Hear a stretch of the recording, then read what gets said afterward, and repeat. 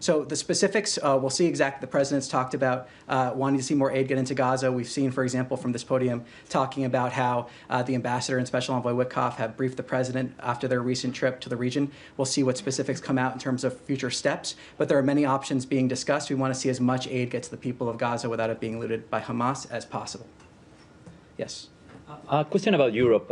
It has been reported in the past hours that the United States government has launched a diplomatic campaign targeting the European Union's Digital Services Act. According to this reporting, the United States would be arguing that it's imposing excessive restrictions on free speech. And given the ongoing negotiations between the United States and the European Union, could you confirm that that campaign is active, and what would be the main motivation and the outcome that the United States would like to see regarding the DSA? In terms of negotiations, are you referring to trade on that front? Yeah. So in terms of specifics on the trade negotiations, I refer you to USTR, the White House, and those directly involved in those negotiations. We have been clear from the beginning of this administration the importance this administration places on free speech.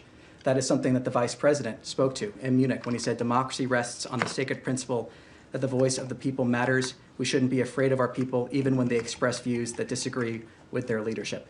This has been an honest and frank conversation that we have been having with our partners in Europe around the world, the importance that we place on free speech, and that importance is going to continue. Yes. Thank you. Asking about President Trump and the potential summit with Russian leader Vladimir Putin. I know White House officials have said that for that meeting to take place, Putin needs to be willing to meet with Ukrainian President Volodymyr Zelensky. But I was wondering, can you put a fine point on that? Is there any world in which this summit between President Trump and President Putin can happen without Putin agreeing to a Zelensky meeting as well? Well, I'm going to refer you to the White House on that one for details on the president's schedule.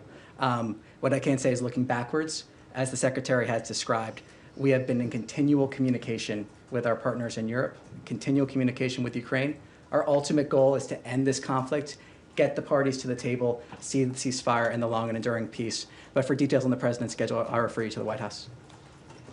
Yes. Hi, Tommy. Rachel with Lilly Broadcasting. Good to see you. In regards to Ukraine, does the Secretary have any maybe scheduling a chance meeting with his counterpart, with Ukrainian officials, or with any Russian officials? I have nothing to preview in terms of his schedule at this point. Okay. And then, Hugh, real quick on Haiti. You mentioned that millions of dollars are going to go towards the malnutrition problem in Haiti. However, the State Department could potentially deport thousands of people, Haitians that are currently residing in the United States, back to Haiti. There's still political instability there. What does the State Department have to say about that? Well, look, we've seen actions from this administration in order to try to encourage stability in Haiti. We've seen actions, announcements taken to try to go after those that are leading to instability in Haiti, announcements the Secretary himself has made. We see this aid from American producers by American producers going to these 13 countries. For specifics on TPS, I assume that you're talking about, I refer you to DHS in terms of those specific decisions. But we have seen actions here from the State Department to try to encourage stability in Haiti. We've seen, again, this announcement of aid going to Haiti and other countries as well. Thank you. Yes. Thank you, Tom. I want to ask Tommy. Apologies. Well, it is tough. My phone sometimes autocorrects to Tammy nowadays, so my own phone does it. I don't know. Follow up on Russia, Ukraine again.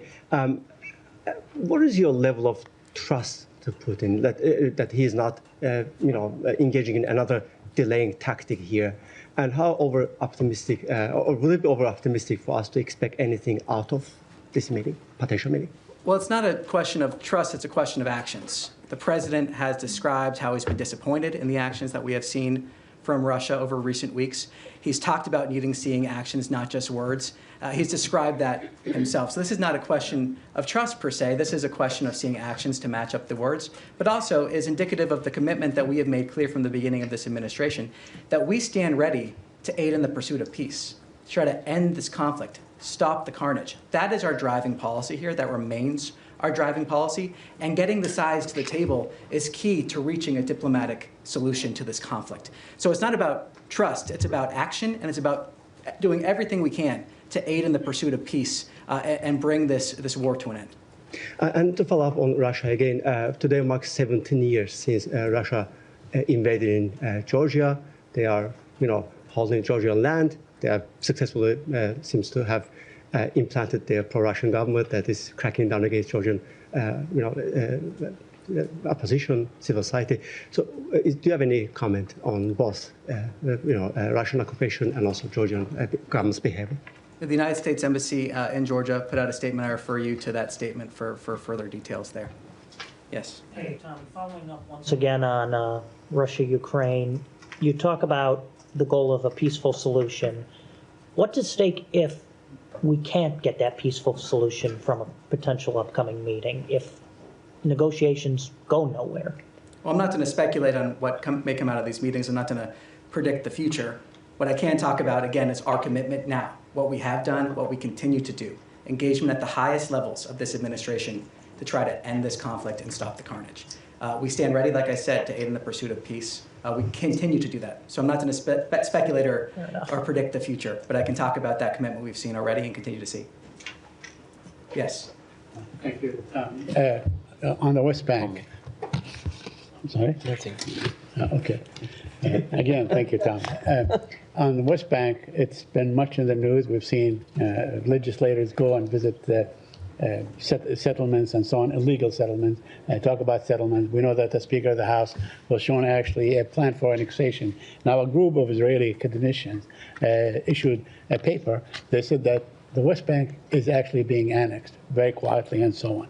And the settlers are targeting some villages where a lot of Palestinian Americans go because they go and they build homes and so on to basically discourage development of the West Bank. My question to you, what kind of designation do you assign to the Palestinians in the West Bank and under occupation? Are they an occupied people? What status do they have? Do they occupy, let's say, they have autonomy, partial autonomy, whatever? So can you please give us, if you have a position on what designations the Palestinians have in the West Bank? We'd like to hear it. Well, the position that we do have is that we want to see a stable West Bank that keeps Israel secure and is in line with this administration's goal to achieve peace in the region.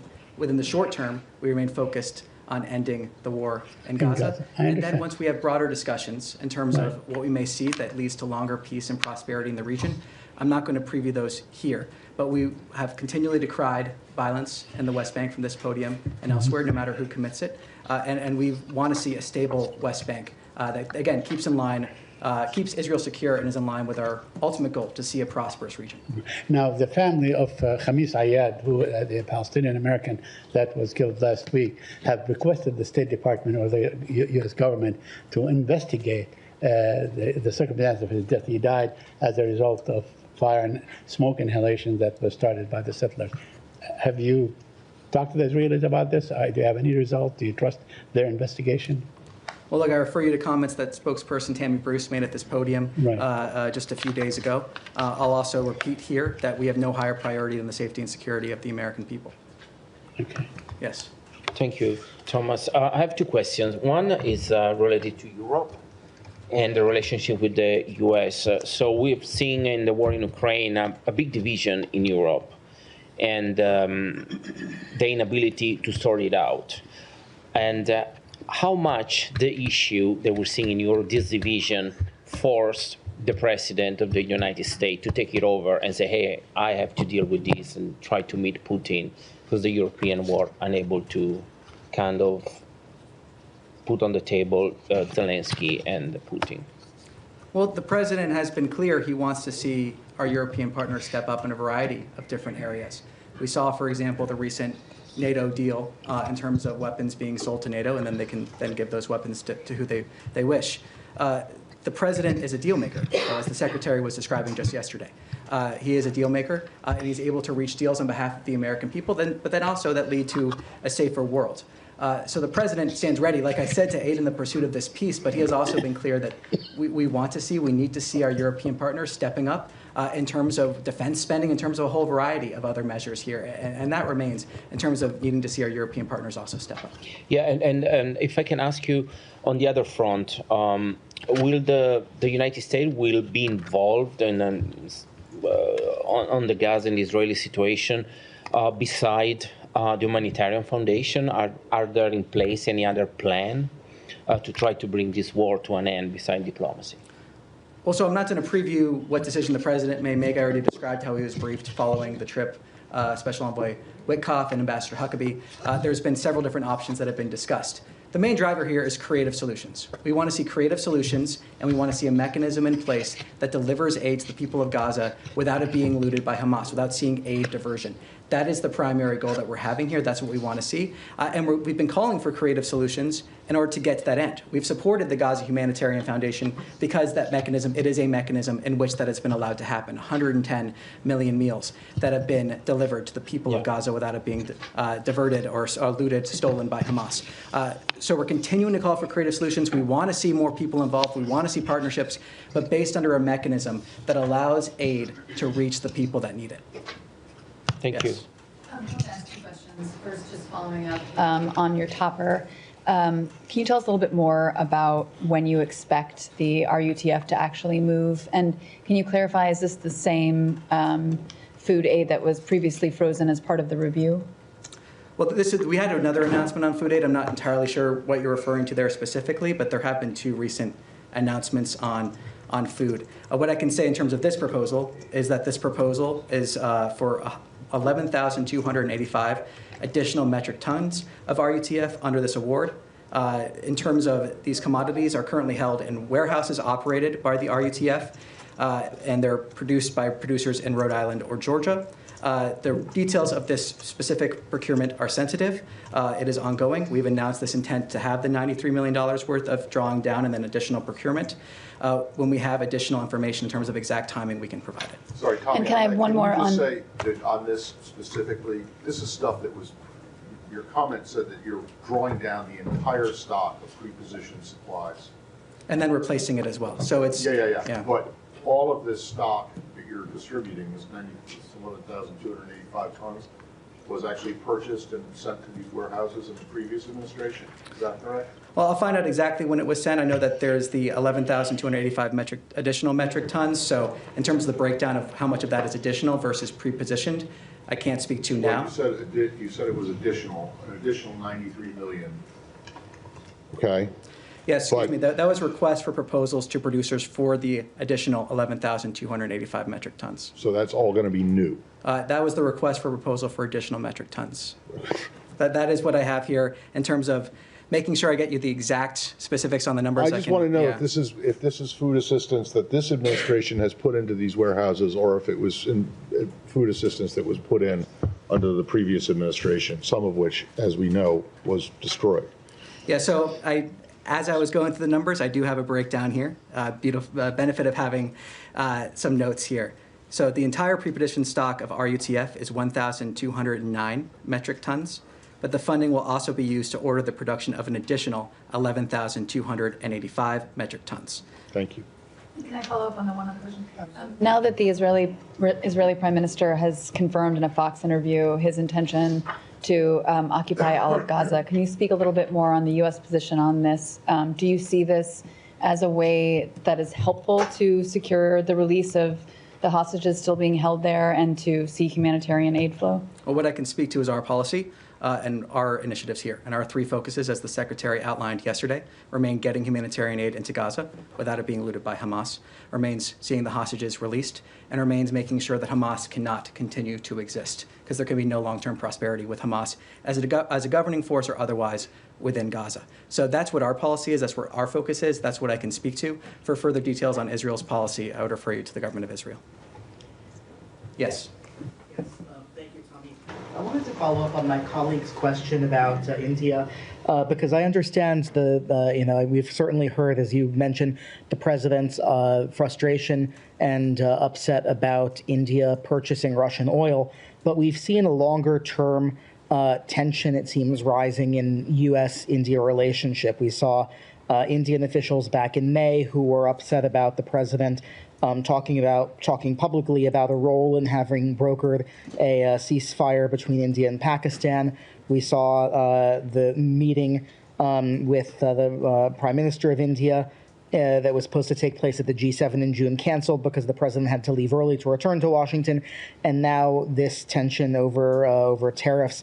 Is there a concern from this department or the secretary about an overall worsening in the relationship with India and the potential for India to be turning more to China and away from the U.S. at a time when the U.S. looks to India, has been looking for many years to India as a partner?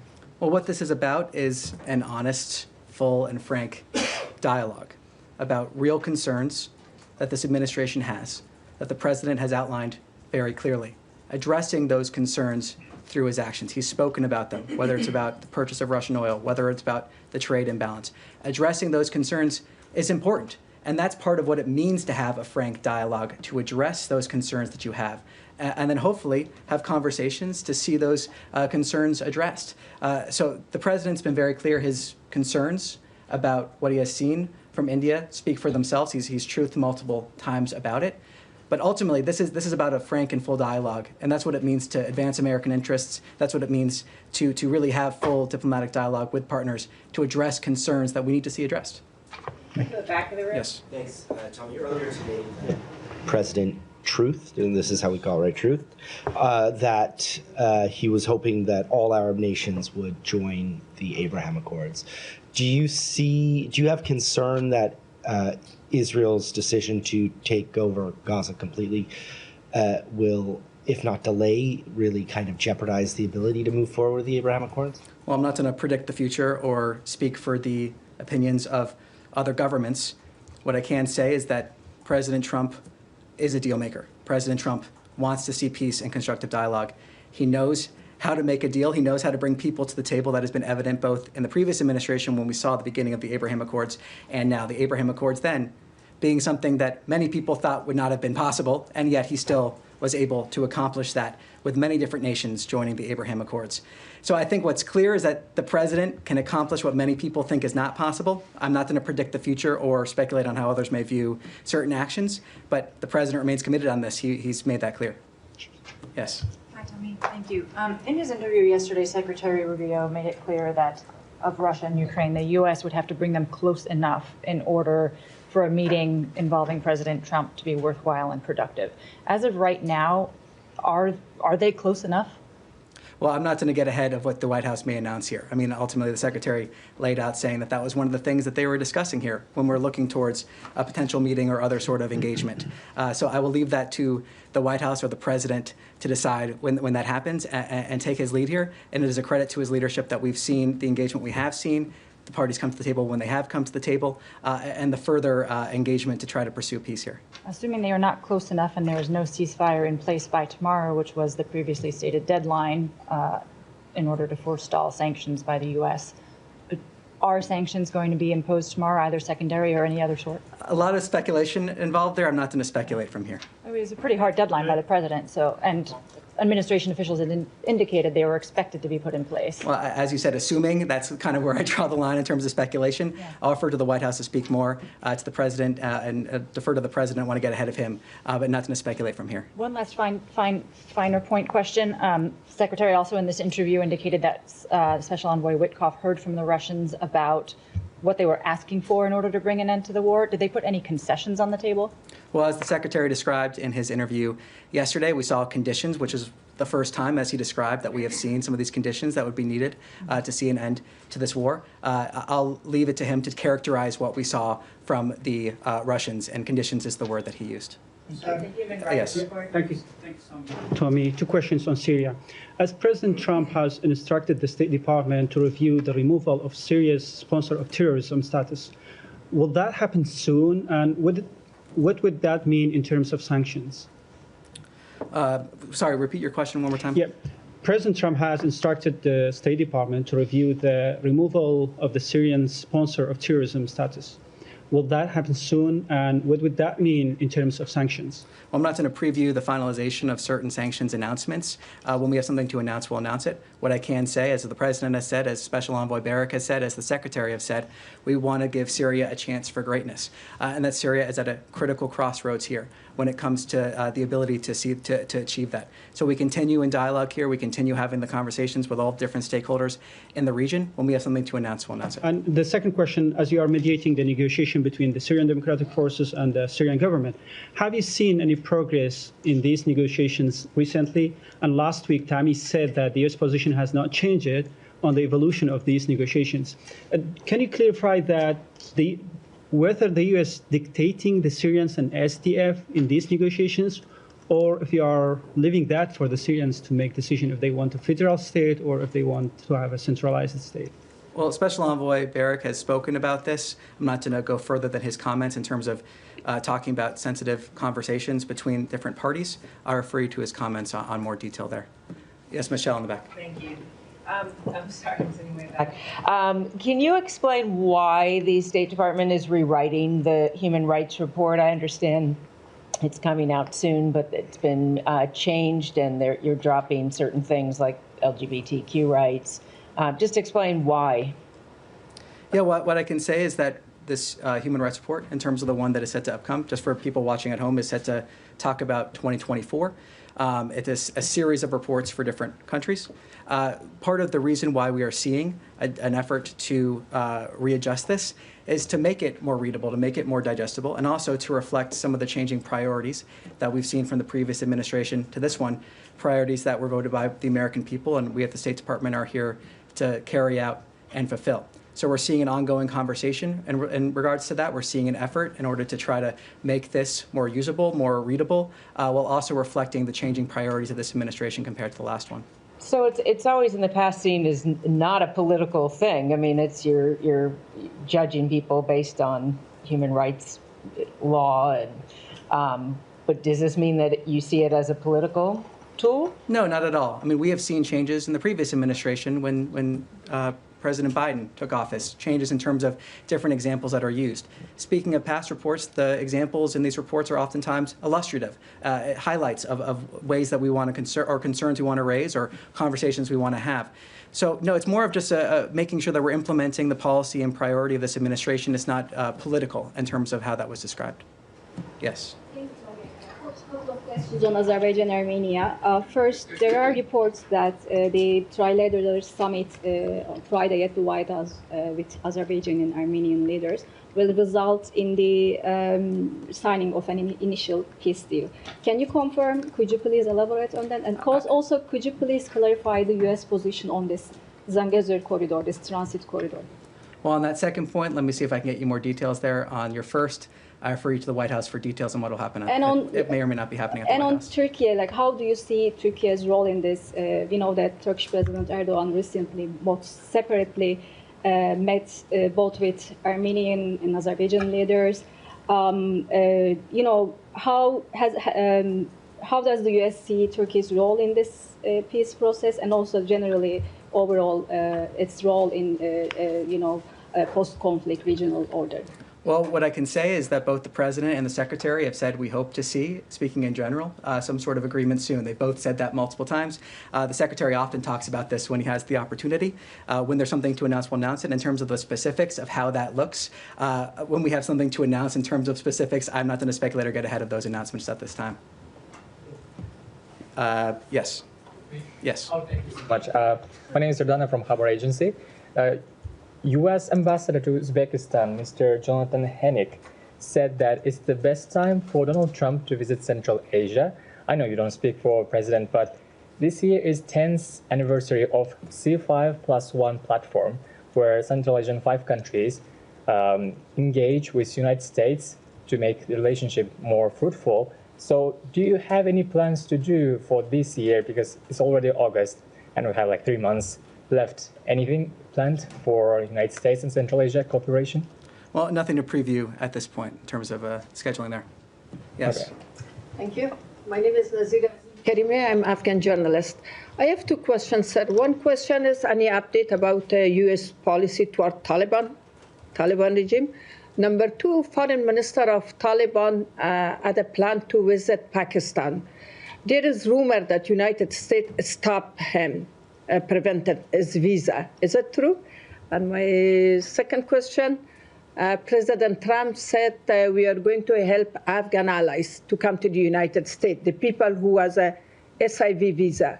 Which kind of help U.S. authority will prepare for them? Because a lot of them waiting in Doha, Qatar, Abu Dhabi, Pakistan, and different part of country. So a couple questions there. I believe on your second regarding Pakistan, I'm not going to comment on rumors from this visas, podium. متقيس visas. Yeah, so I'm not going to comment on rumors from this podium. In terms of your question on SIVs, we see a continual processing of SIVs. That processing has continued. That has continued for many, many years. We have seen that because of the initiatives as President Trump was talking about. So the SIV processing has continued. We expect that to continue, but also we're seeing many hundreds of those visas being processed as we go forward here. So nothing further beyond that, but the processing for SIVs for Afghans does continue. Thank you. Yes.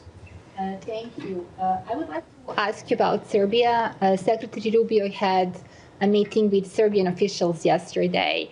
Can you please provide some details beyond the readout that I'm familiar with, specifically on Secretary Rubio's broader plans for U.S.-Serbia relations and the strategic policy framework surrounding the engagement? Like, what's the goal for the State Department when it comes to Serbia? Is it the beginning of a new chapter? Is it not?